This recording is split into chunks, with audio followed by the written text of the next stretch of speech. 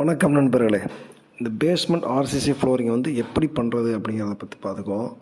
இது வந்து அப்படி நம்ம ரூஃப் காங்கிரீட் போடுறோம் பார்த்தீங்களா, அதே M20 கிரேட் காங்கிரீட்டில் தான் போடணும். இதுக்கு முன்னால் வந்து எல்லா பில்டிங்கும் நம்ம செய்கிற மாதிரி இந்த பில்டிங்க்கு வந்து என்ன பண்ணணும், கன்சால்டேஷன் ஃபுல்லாக மண் என்ன கிராவல்லாம் கொட்டி அதை வந்து ஃபில்லிங் பண்ணிடணும். ஃபில்லிங் பண்ணுறதுக்கு முன்னால் இந்த ஹைட் அதிகமாக இருந்துச்சுன்னா அதில் போடக்கூடிய பிளிந்த் பீமு, அப்புறம் 4 அடிக்கு மேலே ஃபில்லிங் பண்ணோம்னா கண்டிப்பாக கிரேட் பீம் போட்டுட்டு அதை ஃபுல்லாக என்டையர் பில்டிங் டை பண்ண பிறகு மேலே வந்து பேஸ்மெண்ட் லெவலில் வரைக்கும் எல்லாமே ஃபில்லிங் பண்ணிடுறோம். நம்ம எதாவது கிராவல் ஃபில்லிங் பண்ணுறோம், பண்ணி லேயர் பை லேயராக போட்டு நல்லா கன்சால்டேஷன் பண்ணிடுறோம். ஃபுல்லாக நல்லா டைட் பண்ண பிறகு ஆன்டிடெர்மைட் ட்ரீட்மெண்ட்டு கரையா மருந்து எண்ணெய் ஊற்றிட்டு அதற்கு பிறகு வந்து பிசிசி நம்ம போடக்கூடிய பிசிசி வந்து ஒன்றரை ஜல்லியை வச்சு ஃபுல்லாகவே போட்டுறோம். அந்த பிசிசி போடும்போதே இந்த திக்னஸ் எவ்வளோ திக்னஸுக்கு வந்து ஆர்சிசி ஃப்ளோரிங் போடணுமோ அந்த திக்னஸை குறைச்சி கட் பண்ணி போட்டு விட்டுட்டு அதுக்கு பிறகு நம்ம நார்மலாக ஃபவுண்டேஷனில் வந்து மேட் கட்டுறோம் பார்த்தீங்களா, அதே மெத்தடில் வந்து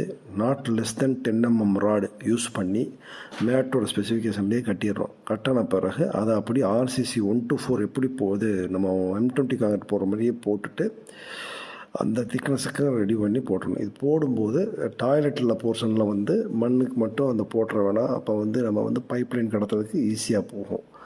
இதே மாதிரி 7 days க்யூரிங் பண்ணுறோம்னா